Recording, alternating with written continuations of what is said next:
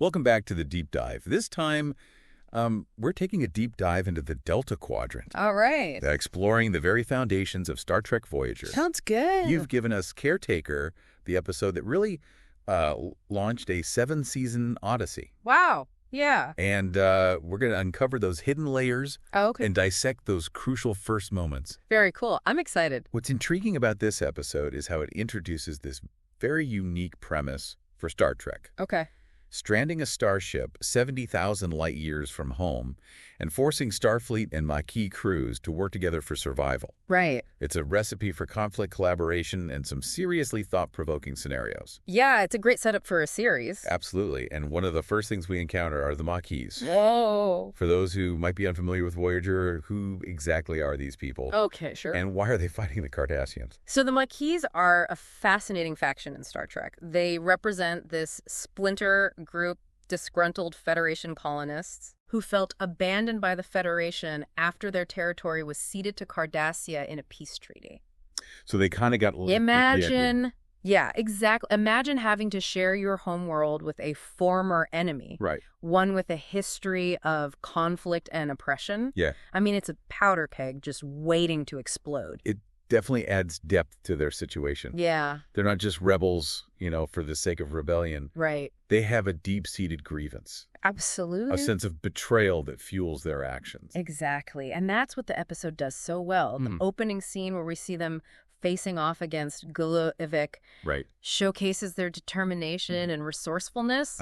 They're outnumbered. Yeah. They're outgunned. Right. They're forced to use the treacherous Badlands. Badlands. To their advantage, a region known for volatile plasma storms that can cripple starships. It's interesting how the Badlands are used as this visual representation of the Maquis struggle. Chaotic, unpredictable, dangerous, yet they manage to navigate it with a certain level of skill. It's almost like the Badlands is a character in itself. Yeah. This testing ground where Voyager will face its first major trial. Because remember, Voyager is initially sent to the Badlands on a mission to find a missing Maquis ship. Exactly. Right. That's the whole reason they're there. Kathryn Janeway's mission, it's not just about finding a ship. Yeah. It's personal for her. Her chief of security, Tuvok, a Vulcan, is undercover on that Maquis vessel. Yeah. It immediately establishes the stakes. For sure. And adds an emotional layer to the mission. Absolutely. And it's through this mission that we get introduced to Tom Paris. Oh, Tom Paris. This skilled pilot with a troubled past and a connection to the Maquis. He's recruited by Janeway, who happens to have a history with his father, Admiral Owen Paris. It's almost as if fate has brought all these characters together on the brink of this extraordinary event. It really is. So we have a determined captain with a personal stake in the mission, a rebellious pilot seeking redemption, and a crew composed of both Starfleet and Maquis thrust into this incredibly volatile region of space. What could go wrong? Right. What could possibly go wrong? I think that's where the episode takes an unexpected turn. Oh, boy. Voyager encounters this powerful energy wave. Uh-oh. And suddenly they are whisked across the galaxy to the Delta Quadrant, 70,000 light years from Federation space. Wow. This is where the real adventure begins. Talk about being thrown into the deep end, 70,000 light years. Yeah. That's practically on the other side of the galaxy. It is. It is. What's the feeling on board Voyager at this point? Imagine the shock. Yeah. And the bewilderment. The sheer scale of their displacement hitting them. I mean, this isn't just a detour. Right. It's a complete severance from everything familiar. Yeah. Their families, Starfleet Command, the support systems they rely on. Gone. Gone. They are truly isolated. It makes you appreciate the episode's title, Caretaker. They're about to encounter an entity who plays a very significant role in their predicament. Right. And this entity's motivations will prove to be quite complex. Very much so. The Caretaker is a being of immense power. For sure. Controlling an advanced technology array capable of transporting ships across vast distances. Exactly. He's brought both Voyager and the Maquis ship to the Delta Quadrant for a very specific purpose. Yeah. To protect a species called the Ocampa. The Ocampa. Okay, so we're in uncharted territory. A powerful entity is at play. And there's this new species, the Ocampa, who seem to be under the Caretaker's protection. Right. What can you tell us about them? So the Ocampa are a fascinating species who live underground on a planet in the Delta Quadrant. Okay. They have a short lifespan, about 9 years. Wow, that's incredibly short. It is, and they rely entirely on the caretakers for sustenance and energy. So they've become completely dependent on his technology. Yeah. That sounds both benevolent and potentially problematic. Yeah, it's a double-edged sword. What happens when the caretaker's no longer around to provide for them? That's the central dilemma that unfolds in the episode. Right. You see, the caretaker is dying, and he's desperately searching for a compatible mate. Okay. To continue caring for the Ocampa after he's gone. So the episode is already raising some really tough questions. Oh, absolutely. Is it right to interfere with the natural development of a species? Even for seemingly altruistic reasons? Right. How do you balance compassion with the potential for creating dependency? Exactly. Those are the dilemmas that Janeway will be forced to confront throughout the series. Speaking of Janeway, we're also introduced to some of the key players on her crew. Oh, yeah, for sure. There's the eager young Ensign Kim, fresh out of the academy. Oh, yeah. Facing a reality far different from anything he learned in Starfleet training. Poor Harry Kim.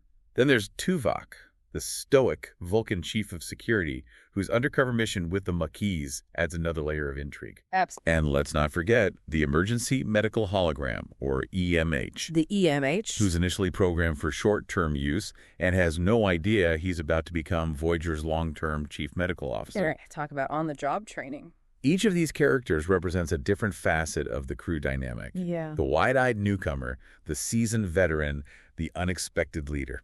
And they're all about to be thrown together in ways they never anticipated. It's a lot to take in. It is. We've barely scratched the surface of what Caretaker has to offer. But before we move on, let's take a moment to consider what stood out to you so far in this deep dive. Right. What are your initial impressions of the Maquis, the Caretaker, the Ocampa? Yeah, good question. What questions are starting to form in your mind? Okay. We'll continue this exploration in just a moment, so stay tuned. So picking up where we left off, it's fascinating to see how Caretaker doesn't just throw Voyager into a new part of space, but into a crucible where different cultures and ideologies are forced to interact. It's like a social experiment. Yeah. It's on a galactic scale. Exactly. You have Starfleet with its emphasis on diplomacy and exploration. Right. Encountering the Maquis, who have a more, let's say, pragmatic approach to dealing with threats. For sure, it's a recipe for tension. Yeah. And it's not just a clash between Starfleet and the Maquis as groups, but also within individuals. Okay. Take Chakotay, the Maquis leader. Chakotay. He's a former Starfleet officer disillusioned with the Federation. Interesting. And he views Tom Paris as a mercenary,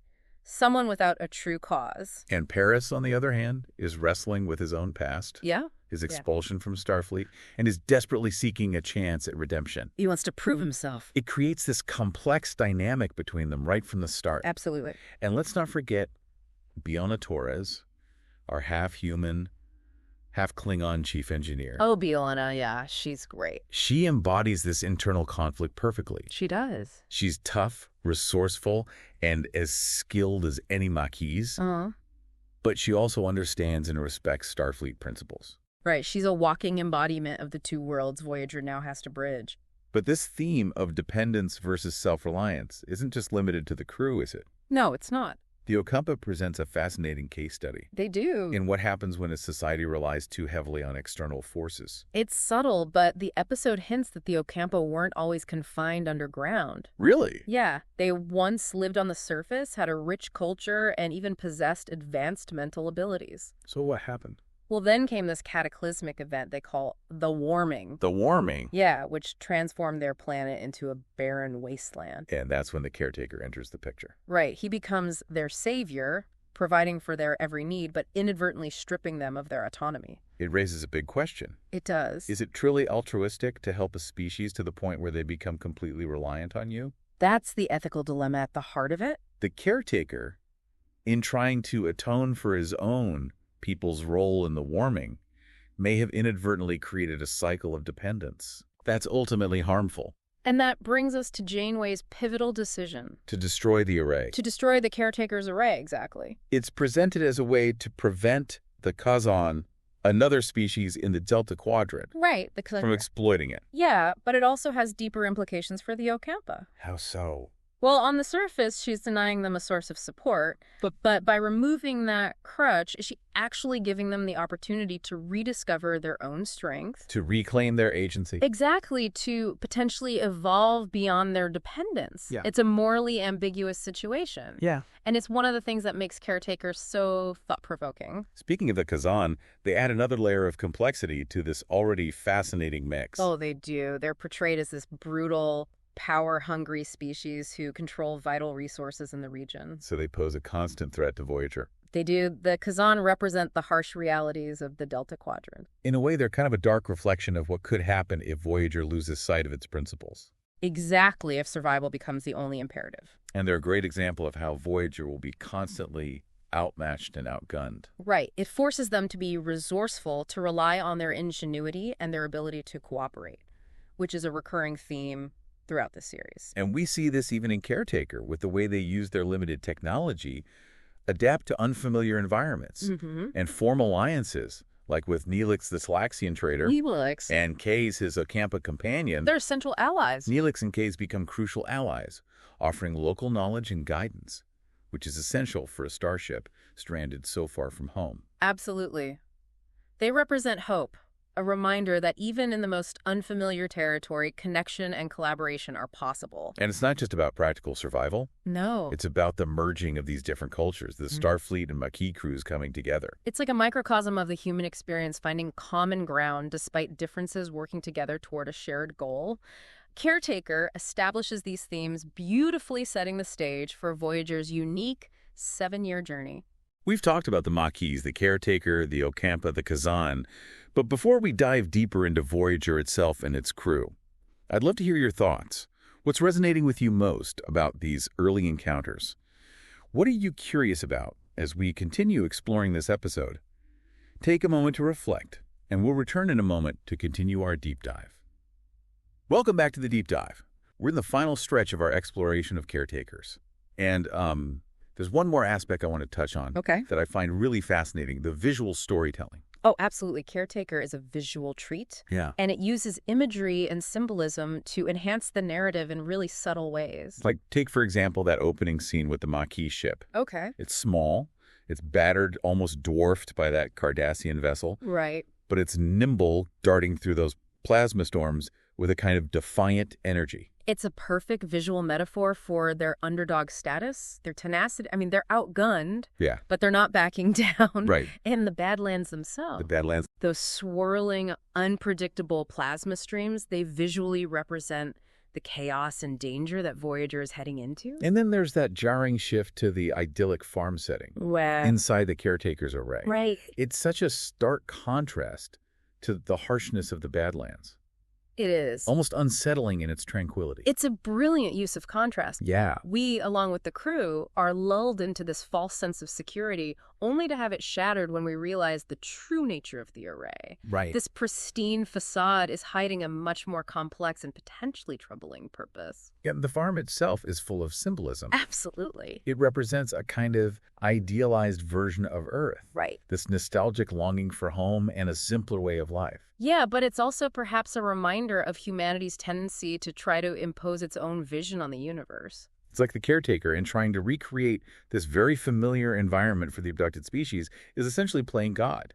Exactly, and the fact that the farm is ultimately a holographic projection, a carefully constructed illusion, makes you question the nature of reality and the danger of accepting things at face value. The episode also uses color and lighting to great effect. Oh, for sure. I noticed how the Ocampa city is bathed in this soft, almost ethereal light. Right. Which seems to emphasize their vulnerability and dependence on the Caretaker. And in contrast, the Kazan settlement is harsh. Yes. Desolate, bathed in the unforgiving glare of a red sun. Yeah. It reflects their brutal survival of the fittest mentality. So even visually, the episode is setting up these stark differences. It is. And of course, we see Voyager itself. Voyager. We see it in all its glory, sleek and powerful, a symbol of Starfleet's technological prowess. But we also see it damaged, vulnerable. Right. It's a reminder that even the most advanced technology can be fragile in the face of the unknown. It's that constant juxtaposition of strength and fragility. Right. Voyager is both a symbol of hope and a reminder of the dangers that lie ahead. The costumes play into this as well. You have the Starfleet uniforms, Those iconic symbols of unity and purpose. Right. Clashing with the Maquis' more rugged attire, visually highlighting their contrasting ideologies. It's a subtle but effective way of reinforcing those cultural differences. So we've dissected the plot. We have. We've analyzed the characters, explored the themes, uncovered the visual symbolism. It's been quite a deep dive. What does it all add up to? Well, for me, it's the sense of possibility. Possibility. A caretaker throws open the doors to a whole new quadrant of the galaxy, a region teeming with unexplored worlds, strange new species, and untold dangers. It's like the opening chapter of an epic novel. It is. Setting the stage for a story that will span years, challenge our assumptions, and ultimately redefine what it means to be human. Caretaker is a reminder that the Star Trek universe is vast and ever-expanding. It is. Full of wonder and mystery. It's a testament to the power of imagination. Yeah. The allure of the unknown. The final frontier. And the enduring appeal of exploring the final frontier. Well said. And with that, we've reached the end of our deep dive into caretakers. But the conversation doesn't end here. It doesn't. What are your takeaways from this episode? What moments resonated with you? What questions are swirling in your mind?